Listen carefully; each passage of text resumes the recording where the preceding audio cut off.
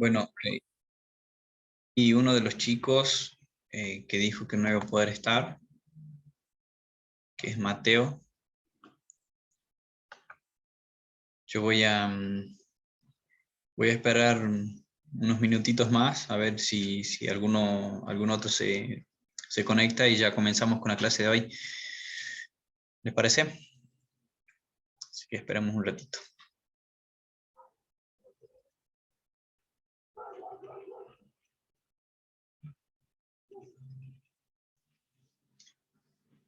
¿Pudieron ver algo de los prácticos? ¿Pudieron trabajar con los prácticos?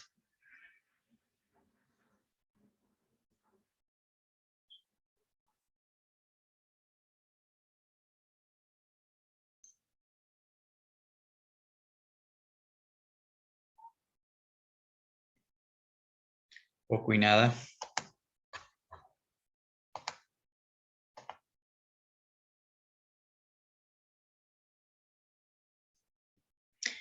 Bueno,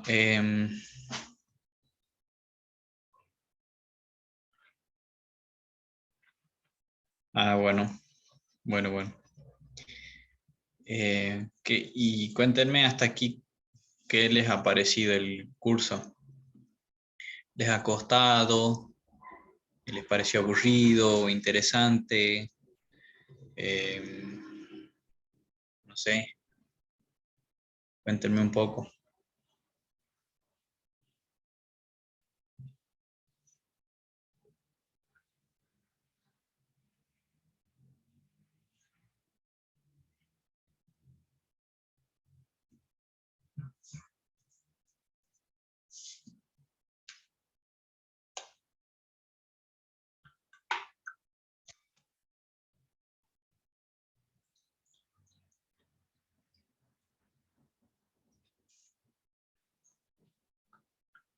Está bien. ¿Vos, Emiliano, también estás yendo a secundaria?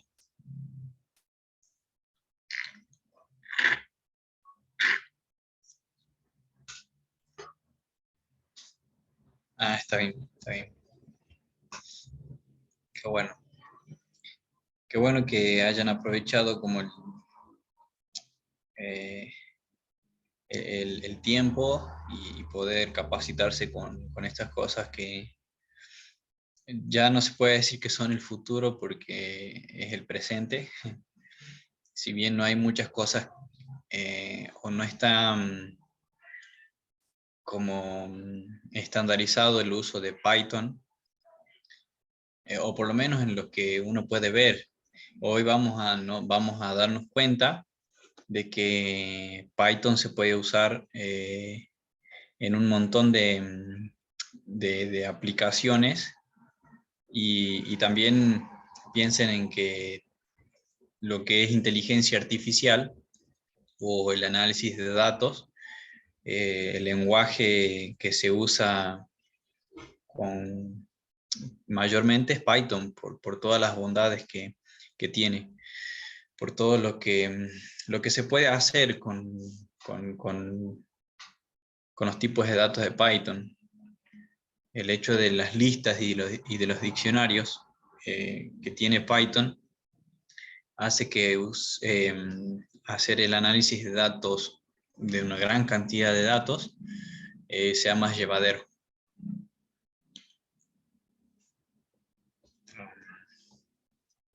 Bueno, vamos a comenzar.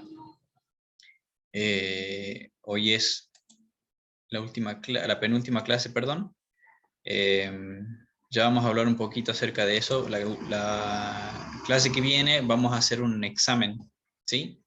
Un pequeño examen para que ustedes pongan a prueba los conocimientos que han adquirido hasta hoy. Sí, así que bueno, ya vamos a tratar con eso al final de la clase.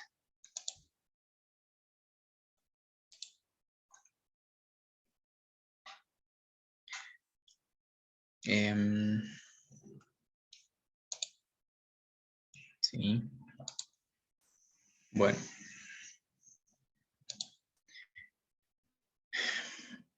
Díganme si ustedes están viendo ahí bien.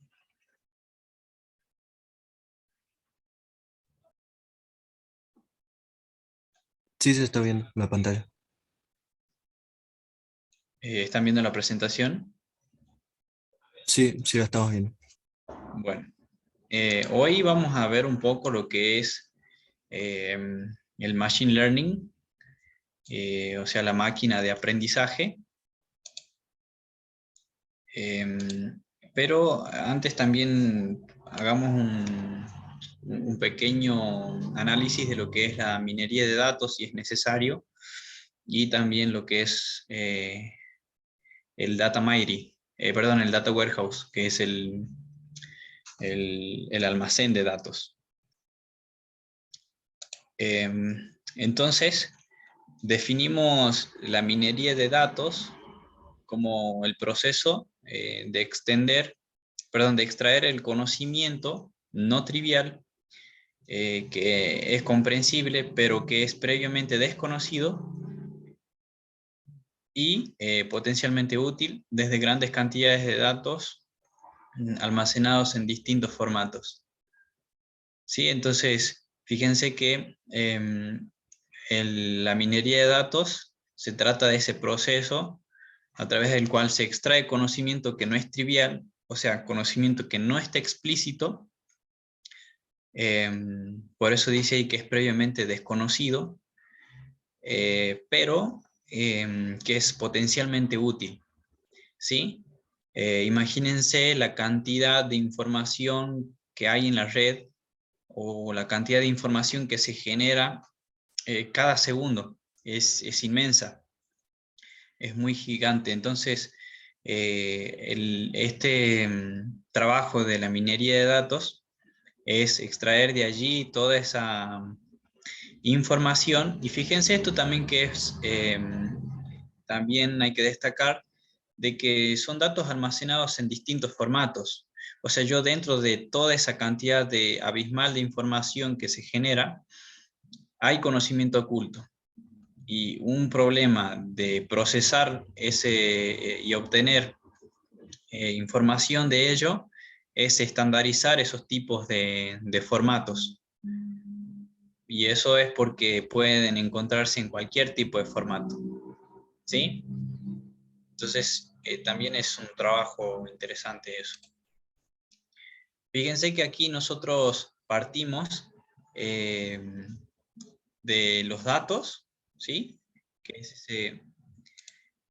ese conjunto de valores discretos, o sea, es un todo, ¿sí? Y los datos, estos datos me van a representar alguna porción de la realidad. Cuando se, cuando se procesan esos datos y se les da un significado, entonces esos datos pasan a ser información. Eh, Espérenme un ratito porque creo que están buscando acá la puerta.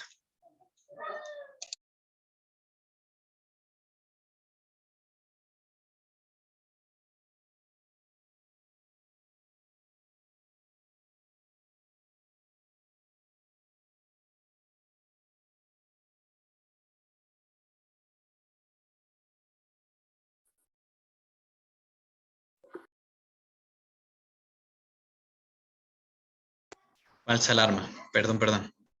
¿Están todavía conmigo? Creo que ahí está Charlie también. Creo. Bueno, entonces decíamos que a ese conjunto de valores discretos que están almacenados, al procesarlos y al darles un significado, entonces esos datos pasan a ser información, ¿de acuerdo? Ahora, cuando nosotros eh, empleamos eh, acciones efectivas en base a esa información, entonces ya hablamos de conocimiento, que justamente es esa capacidad de convertir esos datos y la información en acciones efectivas. Un ejemplo de esto es si el petróleo sube $10 por barril, ese dato a la persona no le representa un significado grande, pero a una persona que invierte en la industria de la combustión, ese dato llega a tener un significado muy grande porque golpearía su bolsillo fuertemente. ¿Sí? Entonces, en este ejemplo que hablábamos recién, los datos brindados van a repercutir en nuestros costos, de manera que sabemos que los precios en nuestras ventas van a aumentar y en consecuencia el resto de las actividades también que también dependen del combustible van a tener un aumento en los costos. ¿Sí? Fíjense que los datos, perdón, la información son datos procesados, es decir, es el resultado de un análisis estadístico numérico. Piensen como si nosotros tuviéramos, no sé, una tabla de valores, la cual no me dice nada al respecto. No sé, por ejemplo, el aumento de los costos versus el tiempo, una recta lineal. O estoy resaltando las intersecciones entre eso, pero eso no me dice nada.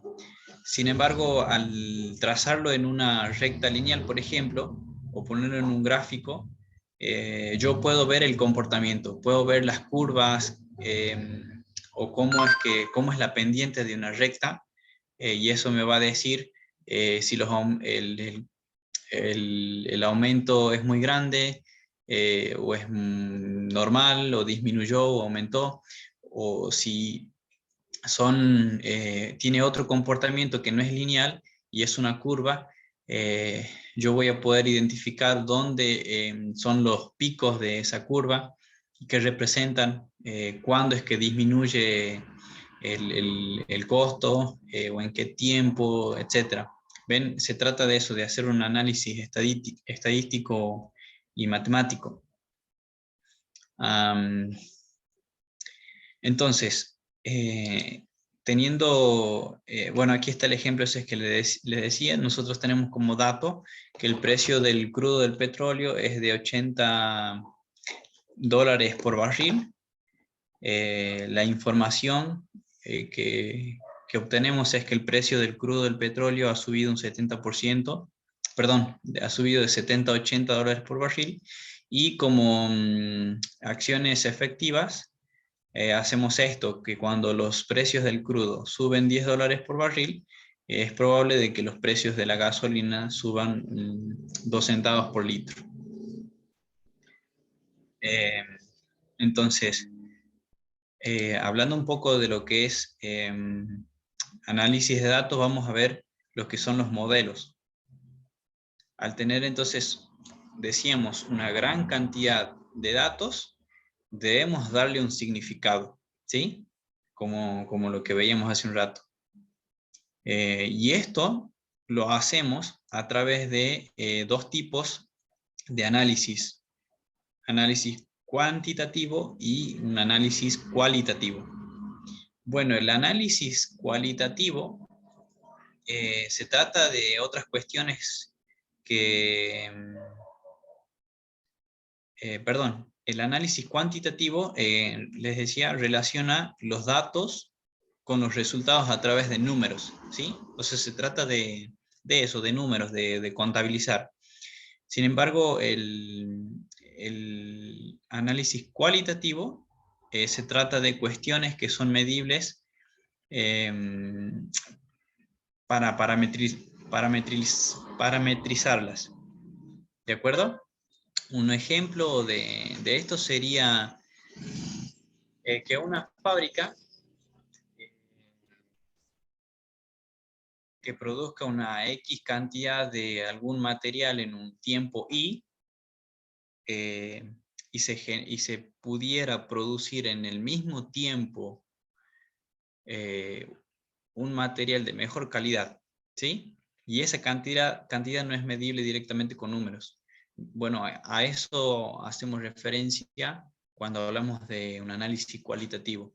En este caso sería obtener un producto en el mismo tiempo, pero de mejor calidad. Eso no se mide en números, sino que tiene que ver con un análisis más interiorizado. Ahora, para hacer todo este análisis, nosotros contamos con distintas técnicas, que son las técnicas de análisis de datos, que por un lado tenemos las asociativas, también tenemos las técnicas estadísticas y otros tipos de técnicas de análisis de datos. ¿Sí? Bueno, vamos a ver cada una de ellas. Y antes de eso, analicemos un poquito estos tipos de análisis, ¿sí? El análisis cualitativo, bueno, aboga por los empleos de los métodos cualitativos. Y fíjense que, como decíamos hace un rato, lo que se hace en este análisis es interesarse por lo que está pasando. ¿De acuerdo? Nosotros vamos a buscar entender el por qué es lo que está pasando. Por eso se habla aquí de un interés en comprender la conducta humana desde el propio marco de referencia de quien actúa. O sea, al hacer ese análisis yo voy a analizar y a tratar de ponerme en la piel de la persona, del individuo, ¿sí? Y ver por qué piensa de tal manera o de tal forma. En este paradigma cualitativo nosotros vamos a hacer una observación naturalista y sin control. Y se debe a eso porque estamos tratando de entender el fenómeno que se da entre los datos a partir de una observación que es de esa manera naturalista y sin control. También se caracteriza por ser subjetivo, es decir, va a depender del enfoque que le estemos dando. Perdón. Y hablamos también de que lo miramos desde adentro, ¿sí? Tenemos esa perspectiva desde adentro. Este paradigma está próximo a los datos. Y por contraparte, el paradigma cuantitativo, bueno, aboga por por el empleo de los métodos cuantitativos. Y fíjense que acá dice que tiene un positivismo lógico.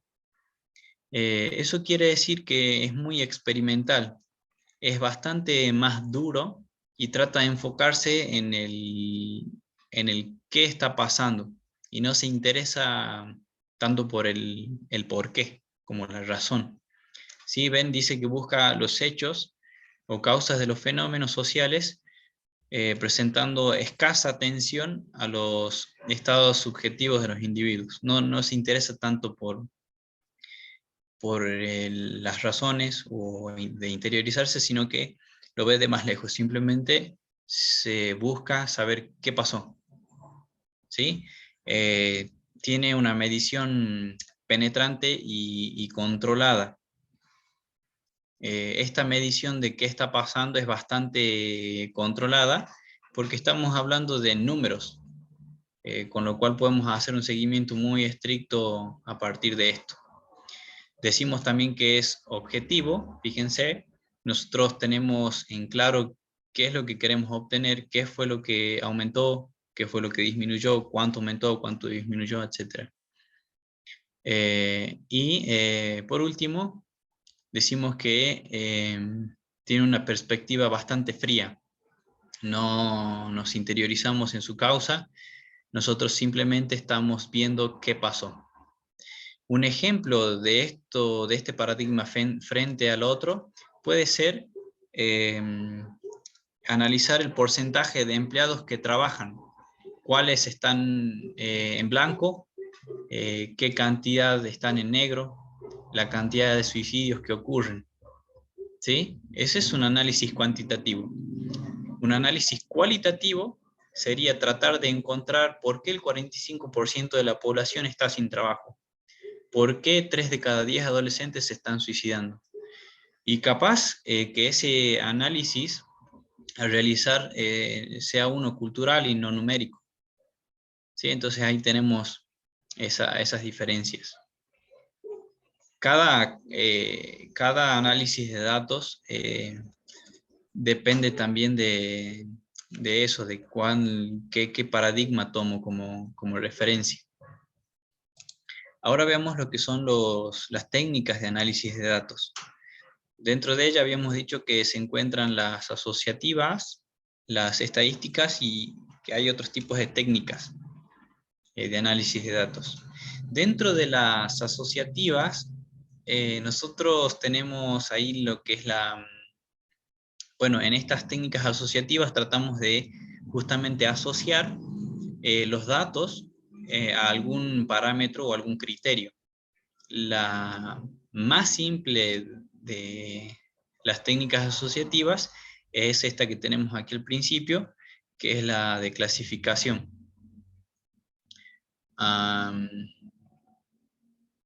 Por ejemplo, una ciudad la podemos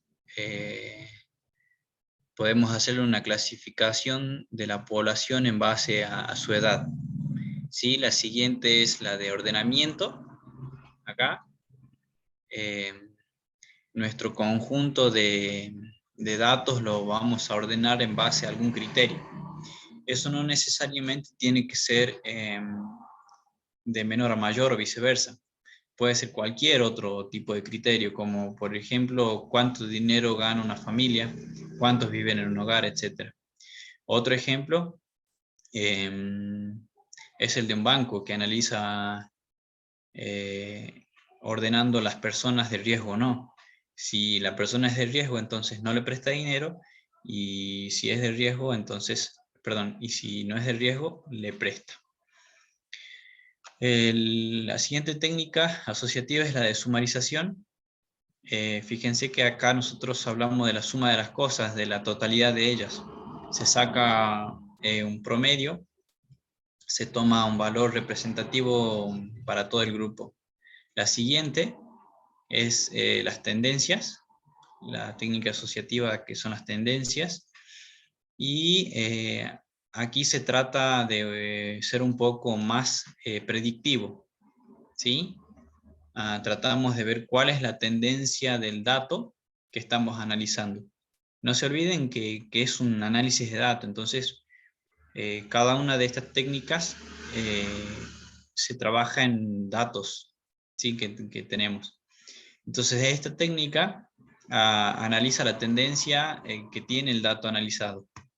Por ejemplo, la tendencia del dólar aquí en Argentina es a subir, ¿sí? La siguiente técnica es la técnica de filtrado, donde a nuestro conjunto de datos lo filtramos con algún criterio. Por ejemplo, de nuestra población solo me interesa los que sean mayores a 65 años para saber si sobreviven al COVID-19. Es decir, nosotros vamos filtrando el total. Un ejemplo. Otra técnica asociativa es la de formateo. En esta técnica, lo que se intenta es formatear los datos para parametrizarlos. Por ejemplo, si tenemos unos datos en formato de planilla de Excel, base de datos, bloc de notas, podemos estar hablando del mismo dato, pero representado de diferentes maneras. Por ejemplo, suele pasar de que al sexo en un sistema esté representado como M de masculino y F de femenino. Otro sistema puede representarlo como B de varón y M de mujer. Y también puede darse el caso en el que otro sistema tenga 0, representado 0 como mujer y a 1 como varón, ¿sí? En este formateo nosotros vamos a tratar de normalizar todo esto, por ejemplo, que todos manejen M y F, ¿sí? La otra técnica es la de pivoteo. En esta técnica tratamos de que los datos se organicen en base a una característica en particular que tienen. Por ejemplo, si tengo un supermercado, me interesa saber cómo o cuánto se vendió un determinado producto a lo largo de un año o de un mes. Entonces mi visualización de los datos cambia. Ya no estoy hablando del conjunto, sino de un producto en particular. También puede pasar esto al revés. La otra técnica asociativa es de clasificación, y la última, que es expresar, perdón, la de graficación, en que trata de expresar los datos mediante un gráfico adecuado. Bueno, y eso ya depende de la naturaleza de los datos. Podríamos utilizar un histograma, un diagrama de cajas, etc. En cuanto a las técnicas estadísticas, también hay tres que se desprenden de estas, que son las descriptivas, donde nosotros tratamos de describir el proceso o fenómeno de cómo fue avanzando a lo largo del tiempo y tratamos de predecir cómo va a avanzar en el futuro, ¿sí? Fíjense que no solo en ese estudio puede sacarse conclusiones, sino también buscar justamente predecir cierto comportamiento, ¿sí? Eh, Perdón, eso es, sí, eso es la predictiva. En la descriptiva, lo que vamos a tratar es de describir el proceso o fenómeno que está ocurriendo y por qué está generando esos datos o esa fluctuación de los datos, ¿sí? Después hablamos ya hemos dicho, de las estadísticas predictivas. Y por último, la inferencial, que es cuando tenemos una población muy grande y sacamos una pequeña muestra de ella, es decir, una porción de esa población gigante, y a partir del estudio de esa pequeña muestra tratamos de hacer inferencias para toda la población en general. Y los otros tipos de técnicas de análisis de datos, bueno, tenemos la lógica borrosa, que tiene como característica principal que no tiene fronteras bien definidas entre los datos o el fenómeno. Hay como una zona gris donde no sabemos qué está pasando, si este dato pertenece a este grupo o a aquel otro. Y después tenemos las técnicas de aprendizaje, y donde allí están, por ejemplo, algo que ya hemos visto nosotros, lo que son los árboles de decisión, redes neuronales, no sé si alguna vez escucharon nombrar esto, y los algoritmos genéticos. En cuanto a las técnicas de aprendizaje, al realizar esas técnicas, nosotros vamos a aplicar un algoritmo que en realidad es el que tiene la capacidad de aprender. Nosotros le vamos a pasar un conjunto de estudio para que lo clasifique y haga sus técnicas de análisis y pueda a posterior clasificar los datos que nosotros les demos. Por ejemplo, los árboles de decisión, que es algo parecido a lo que nosotros hemos visto en clase, como el árbol binario. Y el ejemplo es, si soy una entidad crediticia, puedo a través de un árbol de decisiones predecir o afirmar si un cliente me va a pagar un préstamo o no. ¿Ok? Entonces, ese árbol de decisiones puede ir haciendo varias cosas al respecto. Por ejemplo, en el nodo raíz tendríamos el cliente, lo pondríamos al cliente, y ese nodo preguntará si el cliente tiene un sueldo mayor a 50.000 pesos o no. y de ahí se va a ir a la derecha o a la izquierda. Recuerdan que el árbol binario solo tiene como máximo 2 hijos. Entonces, el cliente en la raíz se pregunta, ¿el cliente tiene un sueldo mayor a 50 pesos? ¿Sí o no? Si lo tiene, entonces se va a la derecha, y si no, a la izquierda. Y después podríamos seguir preguntando en los nodos hijos eh, si el cliente tiene hijos o no, si está casado o no, si está trabajando o no. ¿Ven? Básicamente es un árbol grande que va haciendo ese análisis, y al final, ya en los nodos hojas, me dice si el cliente me va a poder pagar o no ese préstamo. ¿Se entiende? Sí, se entiende. Bien. La diferencia básica entre entre lo que es minería de datos y machine learning, que es lo que vamos a ver ahora,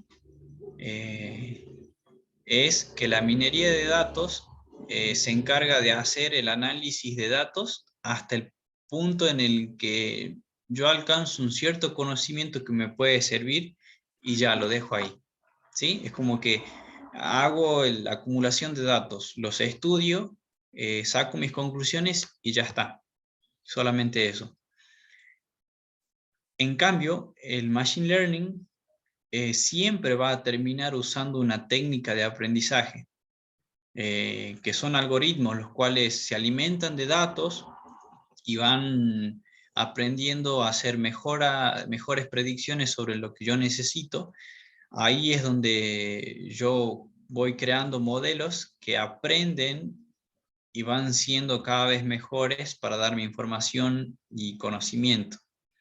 ¿Sí? Entonces el machine learning, que es la máquina de aprendizaje, es un modelo de aprendizaje, se aplica conocimientos y se va mejorando.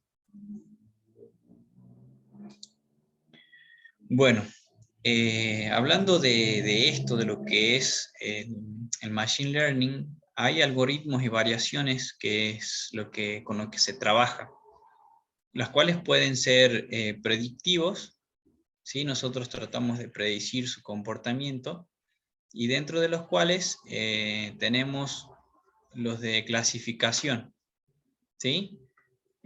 Allí es donde nos encontramos con una tabla de decisión, que esto sería: si paso A, entonces va a pasar B. Si compro, no sé, si compro dulce de leche, entonces esta persona va a comprar galletas, por ejemplo. O en algún lugar pasó de que en un supermercado ocurrió de que, haciendo ese análisis de datos, siempre las personas que compraban pañales eh, terminaban también comprando cerveza. No sé por qué, pero al hacer análisis de datos en ese supermercado, se dieron con eso. Entonces, ¿qué hicieron como una acción efectiva? Pusieron a la par de la góndola de pañales una, una heladera ahí con las cervezas. Bueno, tenemos también los que son los árboles de decisión, que ya los conocemos. Las reglas, y lo más parecido que nosotros hemos visto a una regla en el curso, han sido estos condicionales if-else. Luego tenemos las bayesianas, ¿sí? Que viene de Bayes, que bueno, esto es algo muy estadístico. Y luego tenemos lo que son los que están basados en ejemplos. Tenemos el ejemplo de lo que está pasando, y al llegar a un nuevo dato, Entonces lo ubicamos en alguno de los ejemplos. Después tenemos dentro de los predictivos los algoritmos de regresión, que tenemos también la regresión estadística y los árboles de predicción, que es algo parecido al árbol de decisión, pero en el sentido inverso. Es decir, que a partir de los datos que tengo, voy a predecir lo que va a suceder, ¿sí? Y esto es algo más numérico. Luego tenemos los algoritmos descriptivos, y allí nosotros podemos, fíjense que podemos agrupar nuestros datos de forma numérica en K medidas, donde K es el número de grupos, es decir, cuántos grupos voy a separar, en cuántos grupos voy a separar todos mis datos. Fíjense que también tenemos un agrupamiento conceptual, es decir, en base a una idea o un criterio, o siguiendo y trazando un mapa conceptual, yo voy a agrupar mis datos, y también un agrupamiento probabilístico. O sea, ¿cuál es la probabilidad de que ocurra algo? Y luego tenemos, por otro lado, los algoritmos descriptivos de asociación, que son a priori. O sea, también tienen un pequeño fundamento estadístico por atrás.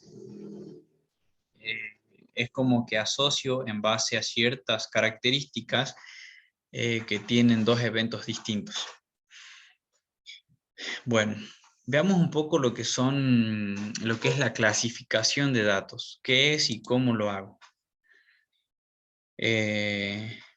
Bueno, la clasificación de datos, fíjense que es el proceso de dividir un conjunto de datos en grupos mutuamente excluyentes, de tal forma que cada miembro de un grupo esté lo más cerca posible de otros, y grupos diferentes estén lo más lejos posibles de otros, donde la distancia se mide con respecto a las variables especificadas que se quieren predecir.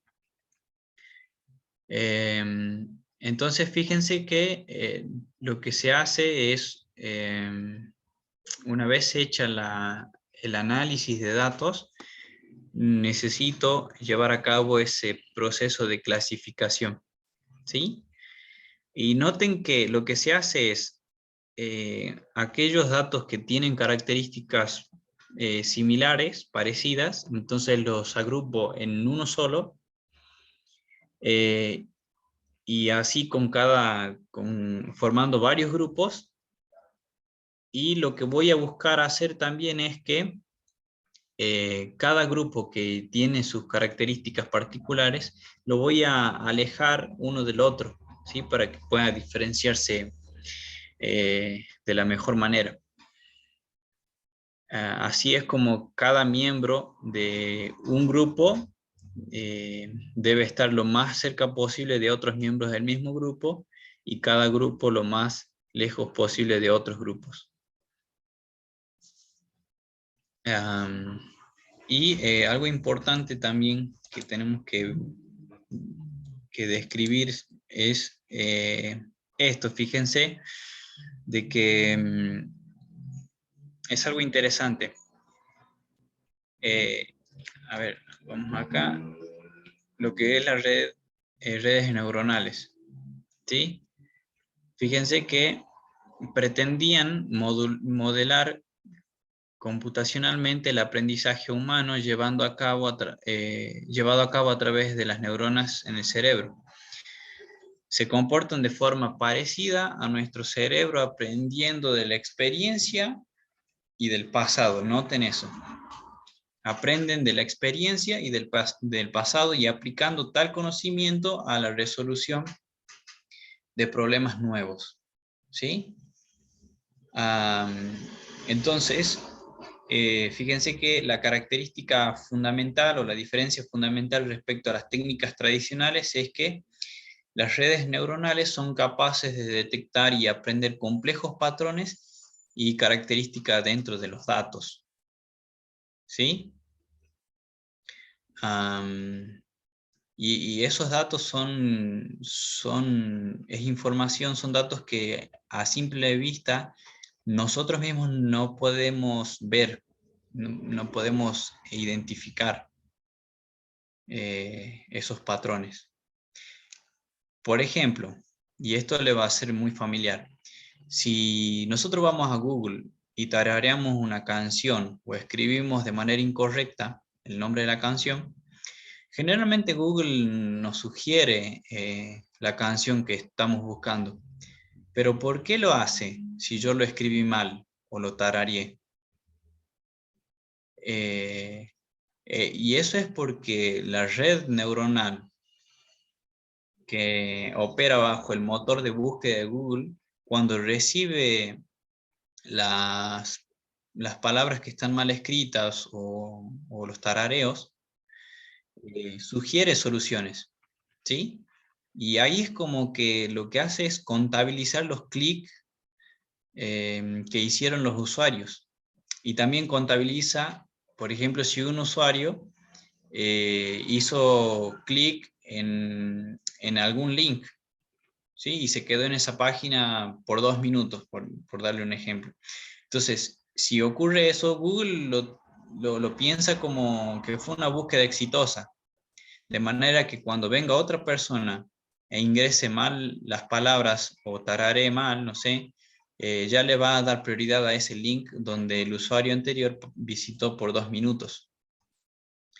Entonces, decíamos que,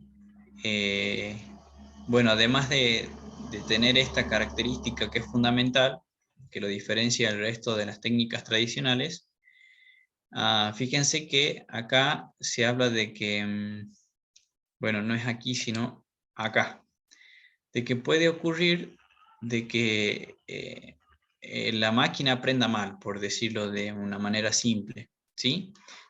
Puede tener el inconveniente de la dificultad de acceder y comprender los modelos que generan y presentan dificultades para extraer las reglas de tales modelos. Esto es lo que decíamos, son capaces de trabajar con datos incompletos e incluso contradictorios, lo que dependiendo del problema puede resultar en una ventaja o un inconveniente. Pero resulta ser algo muy productivo, algo muy provechoso esto, y no sé si les habrá pasado, seguro que sí, pero realmente es una gran ventaja. Y ahora nosotros ya sabemos por qué Google es tan inteligente, o por qué Google eh, como es como si supiera lo que estamos pensando. Y en realidad no es magia, no es algo sobrenatural, sino que se trata de un análisis de datos, de una robusta cantidad de datos. ¿Tienen alguna duda con respecto a esto? ¿Hasta aquí vamos todo bien? Sí, todo bien hasta aquí. Bien. Bueno, veamos ahora un poco lo que es el Data Warehouse o almacén de datos. Bueno, fíjense que es una colección de datos que está orientada a un determinado ámbito, ¿sí? Es decir, bueno, puede ser una empresa, organización, etc. Y que está integrado. Bueno, dice que no es volátil y que es variable en el tiempo, que ayuda a la toma de decisiones en la entidad en la que se utiliza. Hay cosas que tenemos que destacar de esto. Fíjense que una de esas es que es integrado. Eso quiere decir que toda la información que está en el mismo lugar, ¿sí? Lo otro a resaltar es que es no volátil. Eso quiere decir que si nosotros le desconectamos la electricidad, la información no se pierde, sino que sigue consistente. ¿sí? No se pierde nada. Y lo otro es que es variable en el tiempo, lo cual me dice que esa colección va cambiando, ya sea su contenido o en su cantidad o en las dos cosas, ¿sí? Y como característica del almacén de datos es que ayuda a la toma de decisiones, ¿sí? En la entidad en la que se está aplicando. Ahora, para implementarla en una empresa hay distintas metodologías y cada una de ellas tiene sus pros y sus contras. Miren, aquí nosotros tenemos una pirámide y acá en la imagen se muestra de forma vertical, fíjense, así, los distintos departamentos de una empresa, ¿sí? Como las ventas y marketing, finanzas, producción, recursos humanos y contabilidad.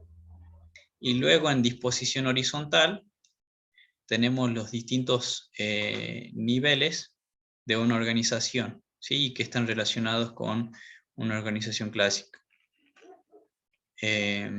Por ejemplo, el nivel operativo, donde encontramos a los supervisores. En el nivel de conocimiento están allí los trabajadores del conocimiento. En el nivel de administración se encuentran los gerentes y administradores. Y en el nivel estratégico ya están los directivos de nivel superior, pueden estar los dueños también. Ok, fíjense que aquí en las pirámides del medio son los sistemas que se utilizan en cada área. Los sistemas transaccionales, fíjense, está acá, son o serían los sistemas que me generan a mí datos todos los días. ¿De acuerdo? Los sistemas transaccionales serían los sistemas que me generan datos todos los días. Por ejemplo, en un supermercado el sistema transaccional serían las cajas, que todo el tiempo están registrando las ventas. Si se pagó con efectivo o con tarjeta, qué se llevó, qué no se llevó, si hubo descuentos o no. Entonces aquí se hace todo eso. En el sistema de soporte para la toma de decisiones,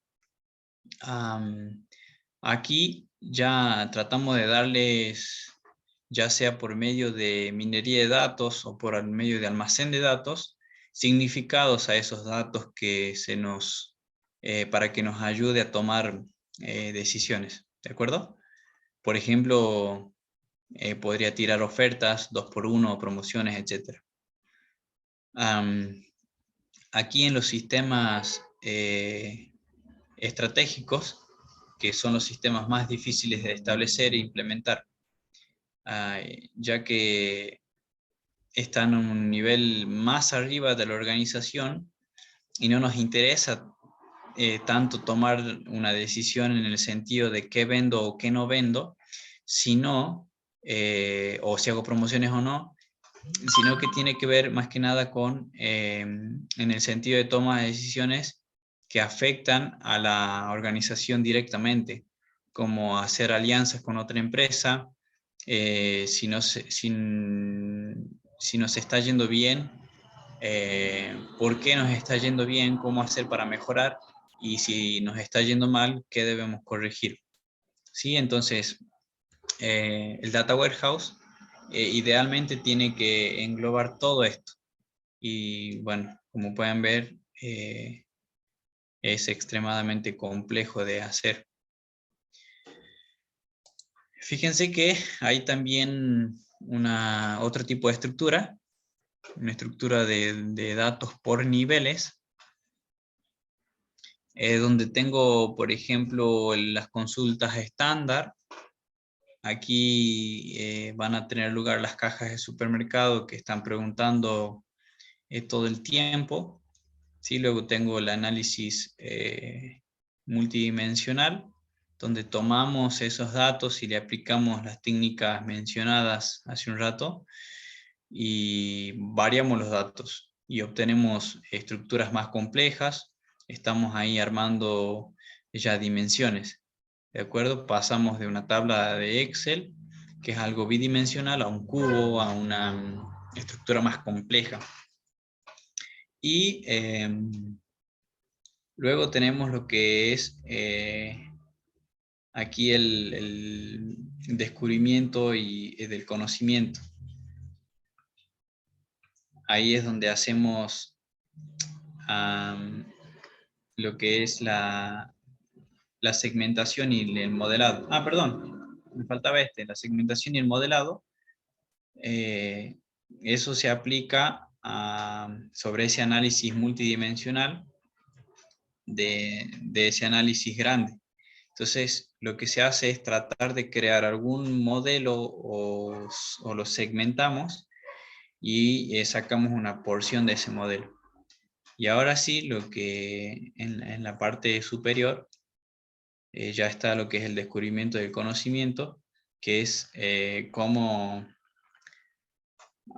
que necesitamos hacer todos estos procesos para recién tener conocimiento de ellos, que no es algo tan simple de implementar.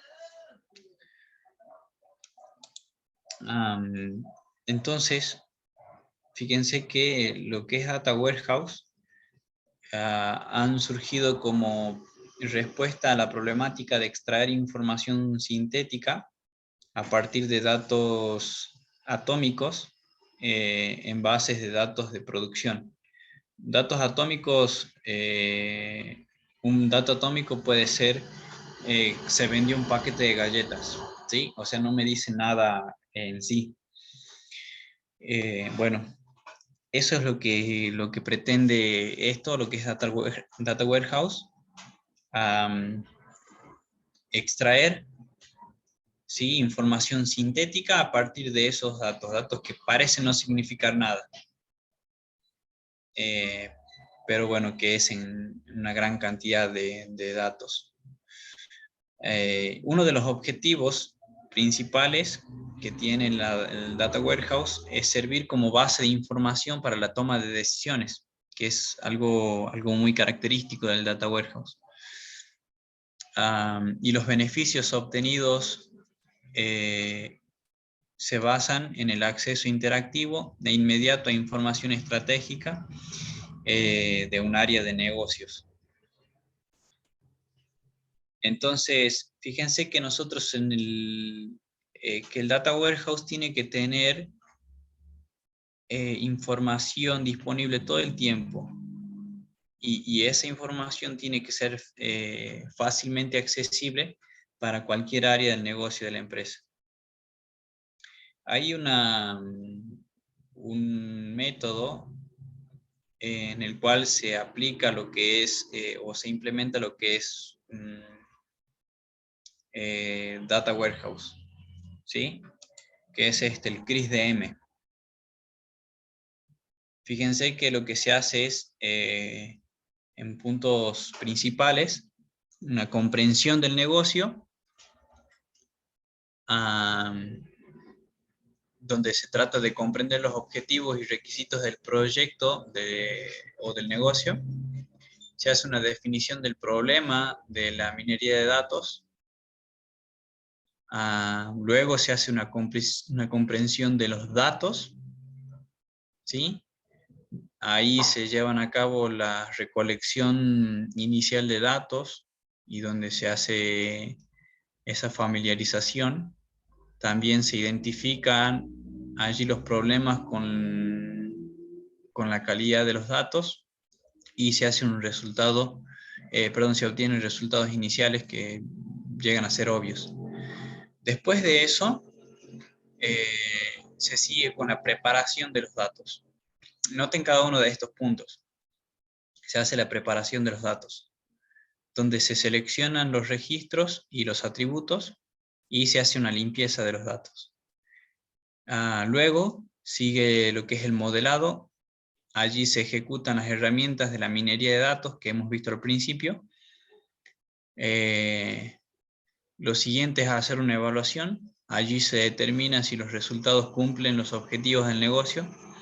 y se hace una identificación de aspectos del negocio que deberían haberse considerado antes. Y por último está la implementación, donde se llevan los modelos obtenidos a la práctica. ¿Sí? Y se preparan para hacer una minería de datos repetida y continua. Bueno, eso es un poco conceptos que teníamos que tener en claro. Ahora lo que me gustaría hacer es poder mostrarles un ejemplo de lo que es el Machine Learning a través de un ejemplo, ¿sí?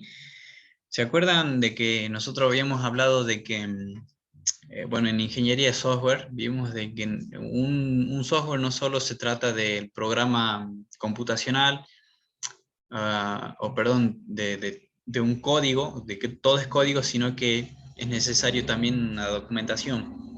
Bueno, esto que vamos a ver, van a notar que está bien documentado, es muy fácil de poder seguirlo y también tiene código, eh, lo cual se puede correr, lo podemos correr para ver qué es lo que hace. ¿Sí? Y ahora es un ejemplo bastante sencillo y muy práctico. Ahora les comparto. Y acá. Sí. ¿Están viendo ahí mi navegador? Sí, se está viendo el navegador. Bien. A ver. Uy, esperen un ratito que no me deja Jupyter Notebook. Ahí en la plataforma les voy a dejar este link para que ustedes puedan verlo después.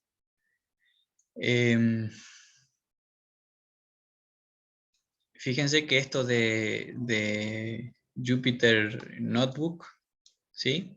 Que va a ser el ejemplo que nosotros vamos a seguir. Esto noten ahí que tiene el pi, que viene de Python.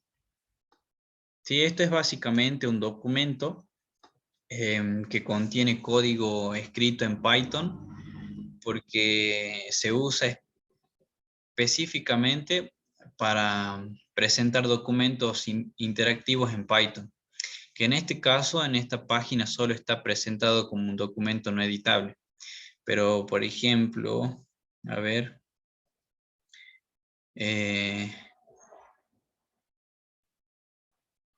¿dónde estamos? Ah, por aquí hay un link que a mí me permite, ven acá dice, para ejecutar este cuaderno de forma interactiva, obténgalo desde mi GitHub. El sitio web de competencia se encuentra acá.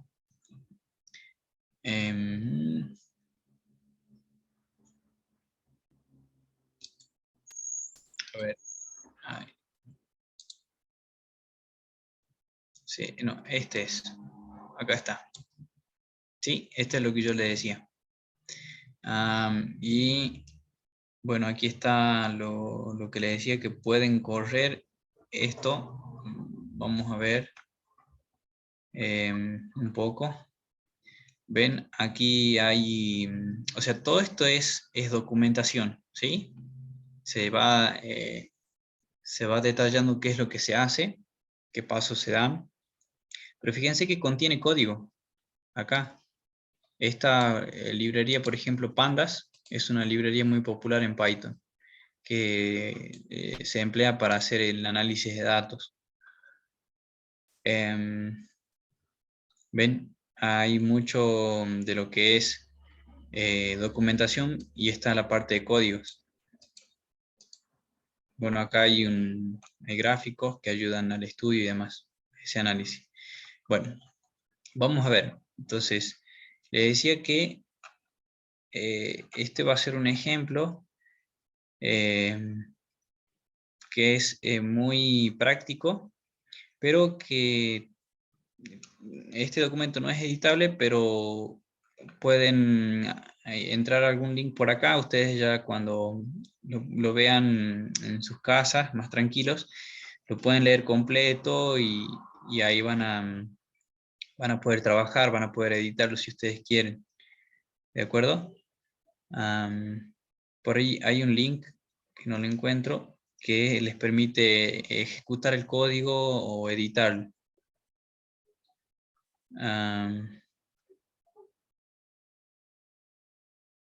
Así que bueno, eso. Ahí aparece. Entonces,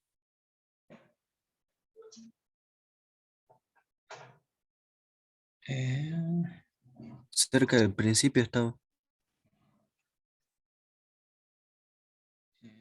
También puede ejecutar el código de este cuaderno en Binder.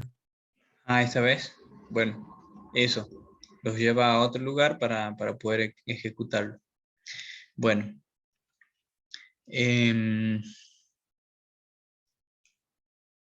entonces, lo que tenemos aquí, les decía, que es una documentación, también tiene código para poder, no editable, pero lo pueden editar después o ejecutarlo como entrando a ese link.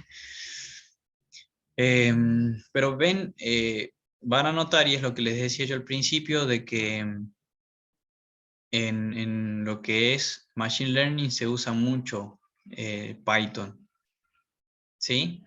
Que es uno de los lenguajes que más se emplean en lo que es las máquinas de aprendizaje por sus bondades, por lo sencillo de escribir, por la facilidad y bondades que tienen en manejo de datos. Los tipos de datos de Python son muy poderosos, las listas, los diccionarios, nosotros hemos aprendido eso. Y eso hace que manejar esta gran cantidad de datos aquí sea más llevadero.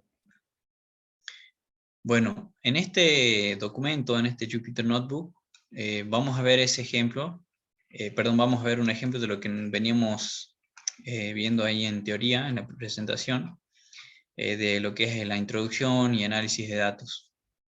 Vamos a hacer un resumen de todo, no lo vamos a ver completo porque si no nos va a llevar mucho tiempo. Después pueden verlo cuando tengan tiempo, lo ven detalladamente. Bueno, fíjense que en lo que se plantea acá como tarea, como objetivo es realizar una aplicación, ¿sí? Para celulares que permita, permita clasificar las flores en tres tipos de flores de acuerdo a cuatro características, las cuales son el ancho y el largo del sépalo. Este es el sépalo, fíjense, y el largo y el ancho del pétalo, ¿sí? Miren, fíjense, esto es lo que se plantea. Supongamos que estamos trabajando para una startup que acaba de recibir financiación para crear una aplicación para teléfonos inteligentes que identifica automáticamente las especies de flores a partir de las imágenes tomadas con el teléfono inteligente.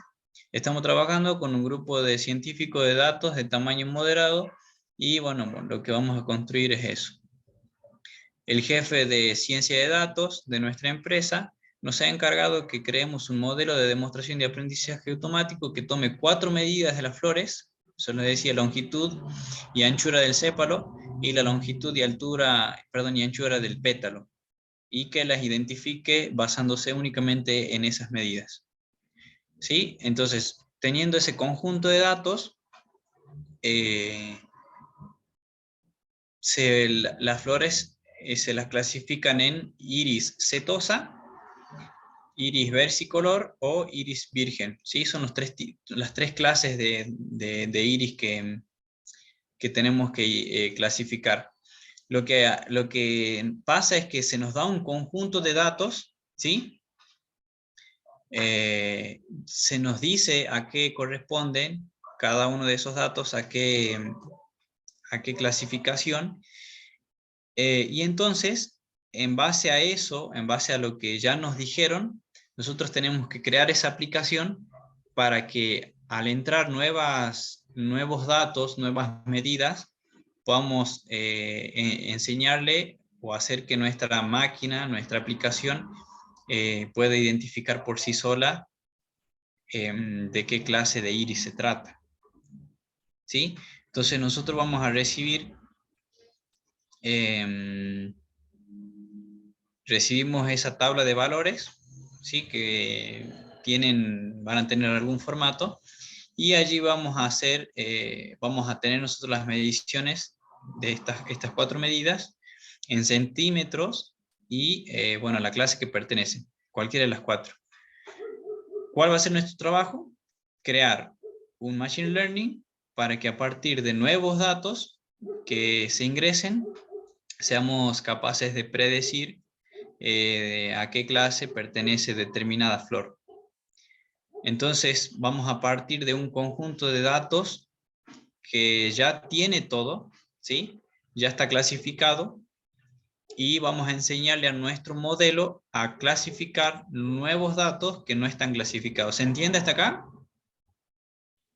Es como que te dan te dicen, de hecho, van a ver que acá las medidas que se obtienen son mediciones que se han hecho a mano por los investigadores y se han dado 50 medidas, ¿sí?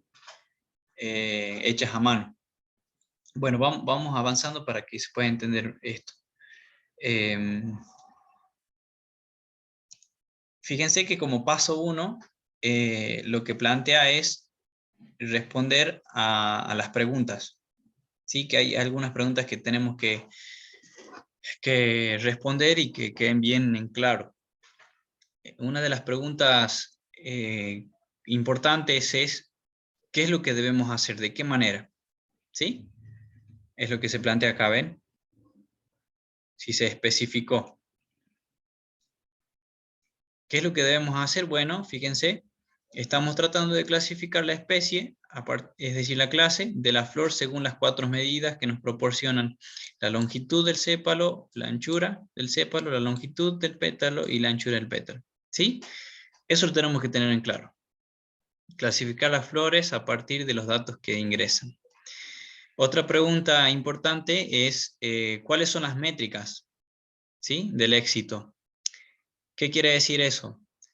Nosotros tenemos que tener en claro cuáles son las medidas de éxito, es decir, cuándo yo voy a poder decir que el modelo que creé, que creé para que aprendiera, ya está lo suficientemente maduro. Bueno, fíjense que aquí dice que como lo que se está haciendo es una clasificación, la herramienta más precisa, o la mejor herramienta que pueden usar es la precisión, ¿sí? O sea, la fracción de flores clasificadas correctamente. Y la métrica es que, fíjense, el jefe de datos de nuestra empresa nos ha dicho que debemos lograr al menos un 90% de precisión. Esa es nuestra métrica. ¿Estamos? Otra pregunta interesante a responder es si entendemos el contexto. O sea, fíjense que se refiere a esto. ¿Sí? Nosotros estamos construyendo parte de una canalización de análisis de datos para una aplicación de teléfono inteligente que pueda clasificar las flores a partir de imágenes tomadas con el teléfono inteligente. ¿Sí? Bueno, todo esto es para que el modelo que nosotros creemos luego pueda ser usado por los programadores y así poder integrarlo a otras cosas. Otra pregunta también importante es si hemos grabado el diseño experimental, o dicho de otra manera, ¿de dónde sacamos los datos? Bueno, fíjense, es lo que yo les decía hace un rato, que el jefe nos dijo que los investigadores de campo están midiendo a mano 50 flores de cada especie muestreadas al azar utilizando una metodología estandarizada. Después le sacan fotos a esas flores, a las mismas flores, y comparan para corroborar el tema del tamaño con el tamaño tomado a mano y la foto, ¿sí? Hacen esa comparación. Nuestros datos pueden venir de diferentes lugares, de diferentes APIs, de páginas de internet, donde vamos a encontrar los datos que necesitemos, pero en este caso vienen de un solo lugar, que son esas medidas que hacen los investigadores. Otra pregunta que tenemos que responder es si se consideraron que lo que hemos obtenido como datos, esos datos disponibles van a responder a lo que se nos pide. Y la respuesta es sí, porque solamente, o sea, el trabajo es sencillo. A partir de 4 medidas, poder clasificar las flores en 3 clases. ¿Sí? Eso es lo que expresa acá. Bueno, cuando ya tenemos todo esto, este primer paso, como vimos, lo que se busca es obtener la documentación que corresponde, que responde a todas estas preguntas que son fundamentales para poder empezar con el proyecto. Estas preguntas demuestran que hemos entendido el contexto del negocio en el que estamos, el problema que estamos por atacar, cómo vamos a medir si ese problema que lo atacamos bien o no, de dónde vienen los datos, qué consideramos de la cantidad de datos, en principio si van a ser suficientes o no, etc. ¿Sí? Entonces, en el paso 1 hacemos todo eso, hacemos una comprensión bien clara de lo que se tiene que hacer y con qué herramientas contamos.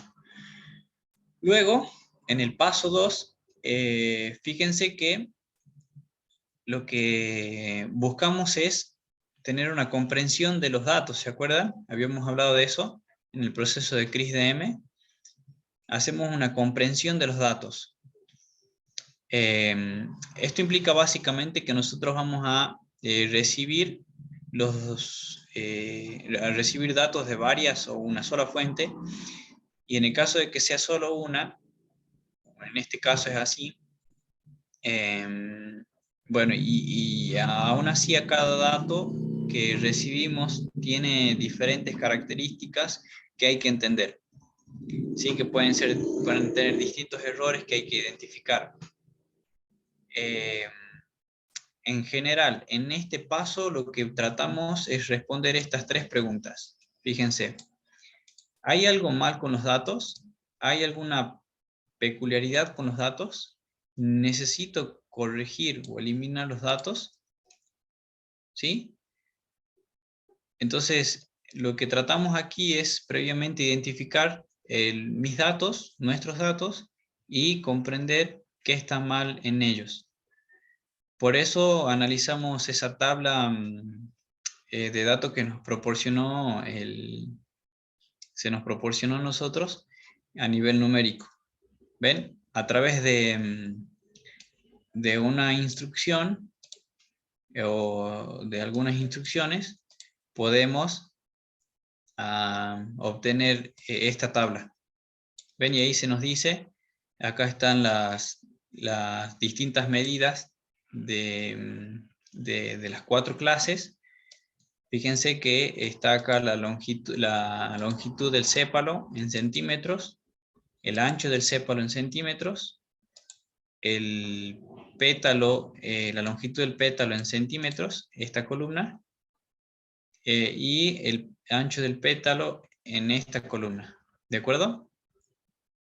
Y ahí están las clases también. Bueno, una de las cosas que hay que tener en cuenta, y eso es lo que dice quien hizo este documento, Bueno, ahí explica un poco lo que es esta tabla. Y ahí dice que lo que tenemos que tener en cuenta es los datos faltantes. ¿Sí? Eso es una de las primeras cosas a las cuales debemos atacar. Si hay datos faltantes. Bueno, él dice, si hay datos faltantes, entonces eh, se los va a caratular como NA, ¿sí? Un string NA, para hacer referencia a que son datos faltantes. Entonces, con esta instrucción le indica ese nombre, ¿ven? A los errores, a los valores que no se encuentran, le dice, vos te vas a llamar NA, o vos vas a valer eso. Entonces, todos los valores faltantes van a tener este string NA. Bueno, entonces ahí ya están, en caso de que haya datos que no estén, les dice, bueno, este valor que parece que no tiene nada, le voy a dar este string NA para reconocerlo como dato faltante. Entonces, ahora vemos, él dice una distribución de los datos. Fíjense que con esta instrucción él dice, bueno, voy a hacer una descripción de los datos para ver si hay valores atípicos. Y fíjense que haciendo esa vista previa, una pequeña revisión, nos podemos dar cuenta que en cuanto a la cantidad de muestras que se han hecho, acá en el ancho del pétalo hay 5 muestras faltantes, ¿sí? O faltan 5 entradas en el ancho del pétalo.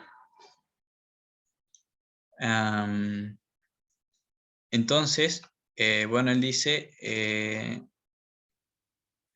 que esto, bueno, en cuanto a la tabla, puede llegar a ser difícil como de interpretar o de poder sacar conclusiones. Entonces, a lo que acude es a la visualización, ¿sí? A través de gráficos. Entonces, a través de estas instrucciones, ven en Python, hace estas gráficas. ¿De acuerdo? ¿Me siguen hasta acá? Sí, sí, hasta casi. Bueno, entonces, en esos valores faltantes que encontró, que hay 5 del ancho del pétalo, que no se han hecho, ¿sí? Bueno, quiere ver acá cómo se comportan esas mediciones que se han hecho. Entonces, em, bueno, fíjense que estos gráficos son otra forma de visualizar los datos y sus características. No son necesarios, sin embargo, fíjense que es mucho más visible que una tabla. Las curvas también, las rectas, o sea, todo eso es muy importante si yo quiero como poder visualizar de mejor manera el detalle de los datos. Fíjense que este gráfico nos da un panorama de cómo se comportan los datos y seguido de esto van a estar las conclusiones. Pero miren, acá a simple vista, ya de entrada podemos darnos cuenta de algunas cositas. Primero, de que fíjense que hay 1, 2, 3, 4, 5 clases de iris, cuando en realidad ¿cuántas tienen que ser? 3 clases. 3 clases. Entonces ya de entrada podemos darnos cuenta de algo. Bueno, y fíjense que lo que él identifica, en primer lugar es eso, que hay 5 clases de iris cuando solo tienen que haber 3. Entonces, ¿qué pasa? Por alguna razón, quizás por cansancio o no sé, esos investigadores, fíjense que escribieron, bueno, iris setosa, que está bien, después hay una que dice iris setosa con doble S. Después hay la iris versicolor que está bien. Y después hay una que dice solo versicolor. O sea, se comió el iris. ¿Sí? Y después está la iris virgínica. Entonces, hay dos clases que las tenemos que descartar. ¿Sí? Y eso, bueno, también tiene que... Otra de las cosas que se descartan son esos valores faltantes. Bueno, primero entonces, esas 5 clases o las 2 clases de más. Lo segundo que se puede apreciar, fíjense que, a ver, voy a hacer un pequeño zoom. Uy, no tanto. Miren acá. Fíjense que la iris setosa, que es la de color azul, la mayoría de las lecturas que se han hecho de las mediciones, por ejemplo acá en el ancho, en el largo del sépalo, todas están aquí, o la gran mayoría. Y algo anormal que se pudo apreciar es que hay 4 medidas que están muy alejadas de lo normal, ¿sí? Y no solo eso, fíjense que el largo del sépalo llega a tener 5 centímetros, y estas 4 medidas han dado casi 0, o si no 0, el largo del sépalo. Otra de las cosas, perdón, esa no es la iris setosa, sino es la iris versicolor, la que está en verde, ¿sí? Es la que está en verde.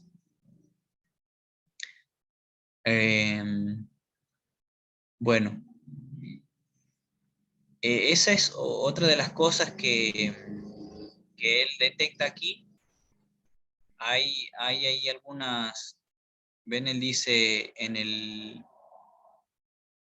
acá, en las entradas de la iris versicolor están cerca del 0. Hay 4 medidas que están muy cerca del 0 y que son anormales, muy fuera de su rango normal, dice. Y otra que dice acá es el ancho del sépalo, ¿sí? El ancho del sépalo, acá, de la iris setosa, que es la azul. Bueno, en el ancho del sépalo hay algunas medidas que están también como lejos. Bueno, y esta es una de ellas, por ejemplo, ¿sí?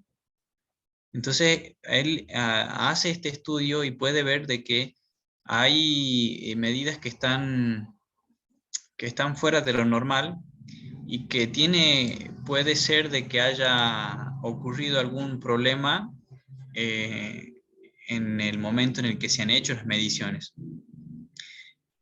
Ahora, bueno, y después están los valores esos faltantes que los descarta, ¿sí? Ahora, ¿qué es lo que hace? Bueno, y esto ya en el siguiente paso. Ya identificó lo que está mal, lo que falta, y en el siguiente paso, fíjense que se ordenan los datos. ¿Para qué estamos preparando los datos? ¿Sí? Para pasárselo después a un modelo de aprendizaje, quien va a realizar modificaciones a fin de corregir. O sea que lo que vamos a hacer es agarrar los conocimientos las conclusiones de la etapa anterior y vamos a trabajar sobre ellas. Habíamos dicho que el primer punto era eso de las 5 clases. Entonces, como eran 3, tenemos que descartar esas 2 clases que estaban mal. Segundo, las lecturas atípicas. El autor dice que en la toma de decisión, toma la decisión, perdón, de presentar esto y ocultar, consultar con los expertos. ¿Estamos? O sea, no es un estudio simple, sino que se está trabajando con expertos. Bueno, acá van a ver que se explica todo esto. Voy a maximizarlo. acá van a ver de que se hace esos estudios, se pregunta a los expertos, ven a los investigadores, se hablan con ellos y se sacan las conclusiones de que, bueno, primero que se tiran a la basura eh, esos datos que causan problemas. Por ejemplo, en el caso de largo de la versicolor, proponen armar una tabla con los valores con todos sus datos. ¿Sí? Entonces, hacen todo esto. Y aquí fíjense, lo que notan es lo siguiente. Miren cómo cada una de las medidas, a ver, no sé si están acá. Miren, fíjense que estas medidas tienen de 3.0, 2.9, 2.6 centímetros, 2.4, el ancho del sépalo, el largo del pétalo, 5.0, 4.5 y así. ¿Estamos? Centímetros. Pero noten cómo aquí, cuando han hecho las medidas de la longitud del sépalo, está dos órdenes de magnitud más bajo que el resto de las medidas, ¿sí? O sea, el largo del sépalo llega a ser mucho menor que el largo del pétalo. Y que muy por abajo de todas las medidas que se han hecho. ¿Y a qué conclusión se llega? A que hubo un error en la medición, pero un error de escala. ¿Qué es lo que ocurrió? Que los investigadores o la persona que estuvo haciendo esto se equivocó de escala. Entonces, en vez de medir en centímetros, lo que hizo es medir en metros. Y por eso le dio 0,067, 0.060, 0.057 y así. Porque lo midió en metros. Entonces, obviamente le va a dar dos números de magnitud eh, más bajo. ¿Sí? Al entender esto, entonces se hace la corrección, ahí están todos los códigos que se implementan, y se hace la corrección. Entonces, una vez hecha la corrección, ahora sí fíjense cómo tiene un comportamiento eh, muy parecido al de las otras medidas. ¿Ven? Ahora las medidas parecen ser normales. Por eso es que fíjense que acá en los gráficos la medida el largo del sépalo le ha dado cerca de 0. ¿Sí? Cuando las otras medidas, que son de la versicolor, que están acá, les dieron muy próximas al 0, cuando están rondando los 5 centímetros o más. Entonces, ahí se han hecho esas correcciones. ¿De acuerdo? ¿Me siguen hasta acá? Sí, sí, profesor. Bien. Entonces, ahí el autor confirma con los expertos las decisiones que toma en base a todos estos estudios que hizo. Y bueno, hace esas correcciones. ¿Sí? Bueno, y por último, los valores faltantes. Lo que hace es, bueno, simplemente lo descarta a esos valores faltantes y listo. Cuando termina de hacer esas correcciones, vuelve a trazar los gráficos, ¿sí? Vuelve a hacer los gráficos y fíjense cómo le queda mucho más el comportamiento de las medidas de cada clase tienen como algo más normal, tienen un cierto rango, no hay nada que se vaya fuera de lo común, ¿sí? Que puede pasar, pero fíjense cómo tienen un determinado comportamiento. O sea, me refiero a que, por ejemplo, el largo del pétalo de la iris setosa no pasa los 6 centímetros, ¿se entiende? O que que el ancho del sépalo de la iris setosa está aproximadamente entre 3 y 4 centímetros. Y así. Ahí fíjense que ya tenemos solo graficadas las 3 clases, ¿sí? Las medidas de las 3 clases. Tenemos los valores que parecen ser normales y no hay nada como, no hay tampoco lecturas faltantes, ya se hicieron las correcciones. Ahora, fíjense que, y esto es lo que él dice acá, es importante, muy importante, el hecho de dejar todo documentado. Por eso esta página se hizo popular, aunque no solo es código, sino que hay varios gráficos, documentos, tablas, descripciones, etc. Entonces, recordemos que luego lo tenemos que integrar a una aplicación. No se olviden del objetivo que tenemos. De manera que debemos hacerlo lo más amigable y profesional posible. Entonces, graficar todo cuanto sea posible es súper importante hacer esos gráficos para poder visualizar con mayor facilidad el análisis.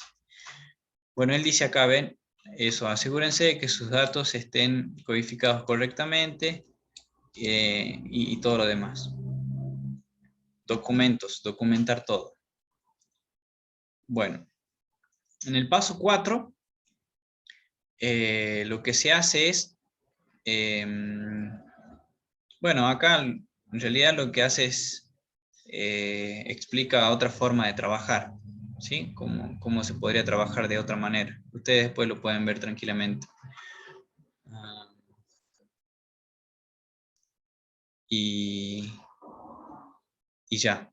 Entonces, acá ya en el paso 5, aquí es donde nosotros elegimos los modelos, los algoritmos de aprendizaje y aplicamos a esos datos ya preparados, ¿sí? Bueno, fíjense esto que dice el autor. Todo este trabajo y todavía no hemos modelado los datos. Y es que hay una razón súper importante. Datos incorrectos conducen a modelos incorrectos. Entonces, yo necesito tener no solo los datos, el conjunto de datos, sino que los tengo que tener limpios, analizados, con un comportamiento correspondiente para poder recién comenzar a modelar. ¿De acuerdo? Entonces, lo que vamos a hacer es esto. Hay algunos modelos y que no les gusta la suciedad en los datos faltantes, valores de cierto tipo. Entonces, sabiendo que nuestro deber es clasificación, hay una gran cantidad de modelos estándar para hacer la clasificación que pueden servirnos claramente. Bueno, un concepto claro, básico que hay que entender para el modelado es cómo vamos a probar nuestro modelo, suponiendo que solo tenemos los datos que se nos dio al principio, es decir, los datos que nos brindaron los investigadores. Lo que se hace es dividirlos en subconjuntos. Un conjunto va a servir para entrenar el modelo para que aprenda y el otro conjunto va a servir para probarlo, ¿sí? Para ver qué tal predice. ¿Se entiende? Bueno, eso es lo que dice acá el autor. Hay un conjunto de entrenamiento y un conjunto de prueba, ¿sí? Con uno entrenamos el modelo, le enseñamos para que aprenda a predecir, y con el otro ya probamos a ver qué tal predice. Claramente el conjunto de entrenamiento va a tener en la tabla escrita la clase, es decir, ya va a tener identificado las clases para que el modelo aprenda. Sí, o sea, le damos los datos, las medidas y las clases a qué iris pertenece, ¿sí? Si es iris setosa, iris versicolor o iris virgínica. Eso le damos a ese grupo, a ese conjunto de entrenamiento. Y en el conjunto de pruebas, lo que vamos a hacer es una simulación con los datos que nos van llegando después, ¿sí? Los datos del mundo real. Cuando ya se esté usando el modelo en la aplicación, que no van a tener la clase, solo van a tener esos datos. O sea, cuando ya lo pongamos a prueba directamente, van a sacar una foto, esa foto va a poder dimensionar las medidas del sépalo y del pétalo de cada flor, y bueno, nuestro algoritmo va a decir a qué clase de iris pertenece. Bueno, aquí dice que hay muchas formas de dividir los conjuntos. Por ejemplo, un conjunto de entrenamiento y varios conjuntos de pruebas, que son distintos, para asegurarnos de que las pruebas no nos están cegando, o que no nos estamos cegando por una sola prueba.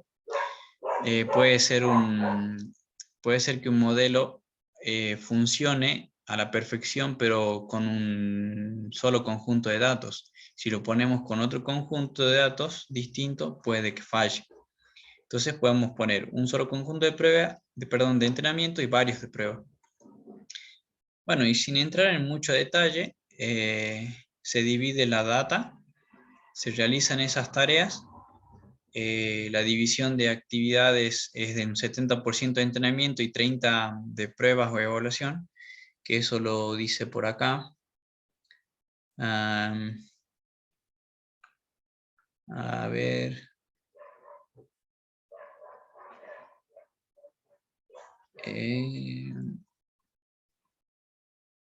Bueno, sí, acá habla de eso. Bueno, después, no, antes de eso. Y después, fíjense que lo que se hace es, se entrena el modelo, porque esto es automático. Lo que se le pasa es un algoritmo. En este caso, en la librería de Python, que es eLearn, que tiene ya varios modelos al cual yo le paso todos estos datos y ya me crea el modelo que necesito. ¿Sí? Entonces, el autor comienza eligiendo un modelo clásico para clasificaciones, que por ejemplo, lo que escoge es el árbol de decisiones. ¿Sí?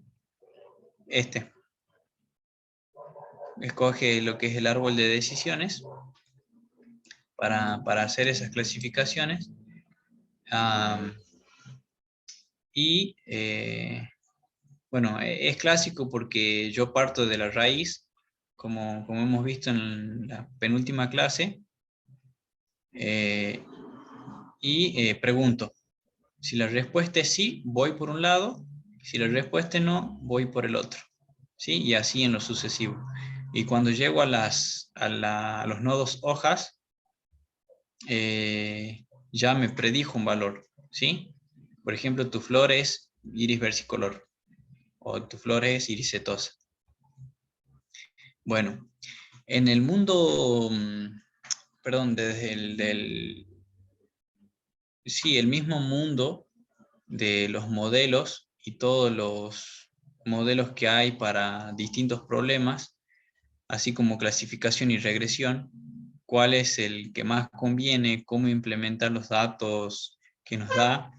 Esto es todo todo un campo en sí, por lo cual, sin profundizar tanto en ellos, nosotros vamos a ver que el modelo está creado y lo que se hace como paso siguiente es evaluarlo, o sea, qué tan buen algoritmo hemos creado, ¿sí? Recordemos que lo habíamos planteado al principio, que nuestra medida de éxito, nuestra métrica, de qué tan preciso es, teníamos que ser como mínimo un 90% de precisión, ¿sí? Porque es lo que aceptan las empresas. O sea que 10 datos, de 10 datos que predije, 9 tienen que estar bien, tienen que ser correctos. También usando esta librería de Python, como modelado y evaluación van de la mano. Voy a sacarle el score y eso es lo que hace acá, fíjense. Bueno, acá es donde implementa eso. Fíjense que aquí hace esto de la precisión, ¿sí? Entonces ejecuta estas instrucciones y aquí le da que el score, donde está aquí la puntuación, el score, le da de un 0.97%, que la verdad realmente es bastante preciso. Bueno, él dice, nuestro modelo luego logra una precisión de clasificación del 97% sin mucho esfuerzo. ¿Sí? Entonces, bueno, eso es una de las cosas que hay que hacer. Se evalúa el algoritmo creado. Ahí es donde el autor advierte a que nos aseguremos, ¿sí?, de que esa eficiencia sea real. Eso dice acá. De todo el proceso. Ahora, para asegurarse, lo que se hace es una validación cruzada, que es lo que está acá, ¿sí? Fíjense que aquí se divide en muchos conjuntos de pruebas y variables entre sí, ¿sí? En K veces, eso es lo que dice. Bueno, y esto se explica de manera superficial. Para las muchas pruebas se hacen más que nada para poder asegurarnos de que el algoritmo funcione para todos los conjuntos de datos. Fíjense que el autor dice que no todo es tan fácil ni color de rosas. A ver.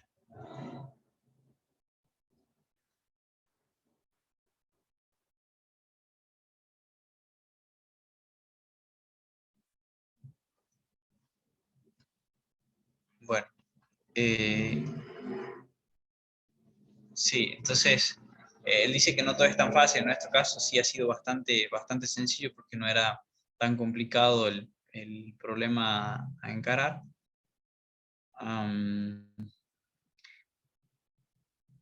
Pero bueno, dice que en realidad también nunca se prueba con un solo modelo y se lo escoge. Siempre van a surgir cosas que nos van a llevar a probar otros modelos. Como se trabaja con modelos, también trabajamos con parámetros y hay muchas formas de que me van a servir para optimizar qué parámetros se les pasa a un modelo. Bueno, es todo un mundo el de modelado y aprendizaje. Fíjense más abajo, eh, ven acá, hace uso de lo que son los árboles de decisión y demás. Y bueno, ¿qué es un árbol de decisión optimizado? ¿Sí? A partir de los parámetros. Otro modelo de clasificación es el de combinar los modelos. Y después habla de esto de un random forest, ¿sí? Acá. que es como un montón de árboles de decisiones que combinan sus resultados para lograr algo más sofisticado. Bueno, fíjense que todo consiste en qué necesito, el contexto del problema, el contexto de los datos y la cantidad de datos. ¿Sí? Bueno, después de todo ese estudio, ese análisis, se llegan a estas conclusiones, ¿sí? Bueno, como es súper importante y necesario documentar todo porque tiene que ser reproducible, bien de ingeniería, estas herramientas nos dan forma para dejar plasmado absolutamente todo lo que se hizo y cómo se hizo. Cada decisión que se tomó, qué librería se usaron, qué sistema, qué versión, qué modelos y todos los pasos reproducidos en un conjunto de códigos, ¿sí? Incluso todo ya unificado. Todo esto es ejecutable, pero notemos cómo está todo hecho de tal manera que se puede comprender de una manera más simple que leyendo solo códigos. ¿Sí? Por eso surge de ahí la importancia de documentar. Todo se complementa. Lo que hemos visto en las clases, lo que vimos ahí con ingeniería de software, todo se complementa. Todo ayuda a poder ser legibles, a poder ser claros con lo que hacemos. Este proceso es interesante porque es bastante simple de entenderlo y emplearlo. Luego se puede dificultar cuando sea algo mucho más complejo, ¿sí? Cuando nos metemos más a fondo. Pero en definitiva, fíjense que Python se puede usar también para estas cosas que son realmente complejas, ¿sí? Ustedes después lo ven tranquilamente a este documento que está bastante bueno. Pero en definitiva, fíjense que en estas simples cosas ya hemos creado un algoritmo que puede clasificar eh, flores, ¿sí? En tres tipos de clase, a través de 4 medidas que se obtienen o que nos brindan. Primero, entonces, les enseñamos a nuestro algoritmo eh, cuáles son las flores y a qué flor pertenecen ciertas medidas de pétalos y ciertas medidas de sépalo. Y después ya el algoritmo va a clasificar automáticamente por sí solo eh, a qué clase corresponde las medidas de una flor que le brinden. ¿Sí? Y ya está. Es solo eso.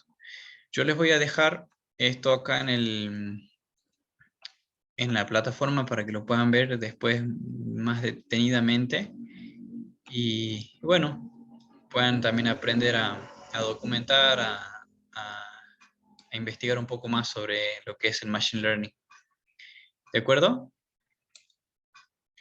Sí, Em, de acuerdo. bueno, antes de terminar, yo les decía al principio de que la clase que viene vamos a hacer un examen final para que ustedes puedan poner a prueba lo que han aprendido hasta acá. Obviamente no va a ser como que los va a descalificar, sino es justamente para que puedan medir su conocimiento hasta aquí con respecto a lo que es Python, ¿sí? Y bueno, también la habilidad para resolver problemas. Así que no se pierdan la clase que viene. Vamos a hacer un pequeño examen. Voy a darle algunos puntos para que lo resuelvan. La idea es que lo hagan en clase y lo terminen en clase, ¿sí? En principio. Y bueno, después yo les daré una devolución en base a eso. Así que bueno, eso sería todo por hoy. Que tengan un lindo fin de semana y buenas noches. Muchísimas gracias, Renzo. Buenas noches y buen fin de semana al resto, compañero. Nos vemos. Chao, chao.